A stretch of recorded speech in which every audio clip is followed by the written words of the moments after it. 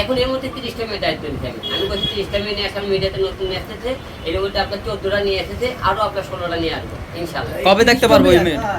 এই দেখতে পাচ্ছি আপনাদের ধাপে ধাপে দেখাইতেছে, আপনারা 3 ধাপে আমি তো প্রেজেন্ট করলাম, আরো তো সময় আছে। আচ্ছা 30টা মেয়ে কি দায়িত্ব দিবেন? আমি তাদের সাথে আমার সাথে জুটি হিসেবে কাজ করার দায়িত্ব নেবো, এর বাইরে কোনো দায়িত্ব নেবো, যাতে তারা মনে করেন আমি যেরকম এর আগে 10টা 3টে 4টে মনে করেন জুটি এবং নায়িকা তৈরি করেছে, এরকম 30টার মধ্যে আল্লাহ পাক দিয়ে কটা তৈরি করে মাঠে রাখতে পারে। আমি চেষ্টা করবো আমার দ্বারা খালি তাহলে মেয়ে না ছেলেও তৈরি করবো, এছাড়াও কেউ যদি গান গাইতে চায় শিল্পও তৈরি করবো আমরা। আচ্ছা প্রত্যেকটা মেয়ে 30টা মেয়ে তো আপনি বউ হতে চায় বা আপনার হাজবেন্ডের দায়িত্ব নিতে চায়, আপনি কি চান নাকি? না 30টা মেয়ে যেহেতু একজন না কিন্তু আমার ঘরের বউ হবে, ঠিক না? এখন আমি তো 30টা মেয়েকে তো বিয়ে করতে পারবো না, যে কোনো একজনকে বিয়ে করতে পারি। এখন কি আর মনে করেন আল্লাহ পাক যার সাথে লিখে রাখছে তার সাথে আমার ছুটিটা লেখা। এই 30টা মেয়ের ভাত কাপড়ের দায়িত্ব নেবেন না? 30টা মেয়ের ভাত কাপড়ের দায়িত্ব মানে 30টা মেয়ের কাজ করার দায়িত্ব নিতে হবে।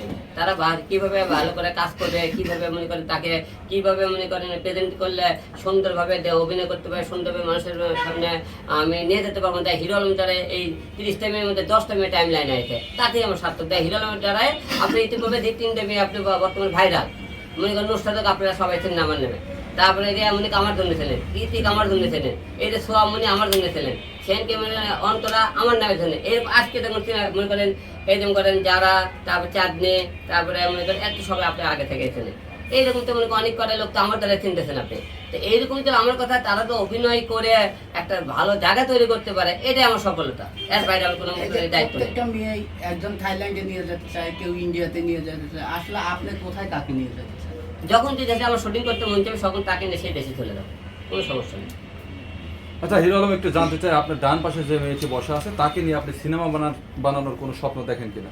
শুধু তাকে নিয়ে নয়, আমি যে 30টা মেয়ে আনছি 30টা মেয়ে নিয়ে আমি প্রথমে আগে মনে করেন মিউজিক ভিডিও করে তাদেরকে নিয়ে আপনারা দেখেছেন, তারপরে মনে করেন হাতে ওয়েব সিরিজ অথবা শর্ট ফিল্ম করি, তারপরে মুভি বানাই। আপনি আমার এই যাবত যে কটা মেয়ে আছে এমন কোনো মেয়ে বলতে পারবে না যে তাকে নিয়ে মিউজিক ভিডিও, নাটক, সিনেমা পর্যন্ত করিনি। আমি 10টা সিনেমা করেছি, 7টা সিনেমা আমার নিজের প্রোডিউস করা। এই 7টা সিনেমাতে দেখেছেন যে কটা মেয়ে আমার সাথে ছিল সব কটা মেয়েকে আমি সিনেমা পর্যন্ত দিয়ে দেয়। তারা তো মনে করেন ডিউটি হিসেবে আমাকে থাকে, আমি যে মনে করি 6 মাস 1 বছর পর চলে যায়, আমি তো কিছু করতে পারবো না।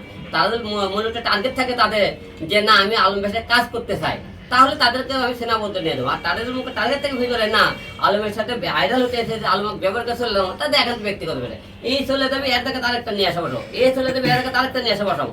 কারণ হিরো আলমই তো মনে মূল্যিত ফ্যাক্ট, হিরো আলমের জন্যই তো সবকিছু এত আয়োজন।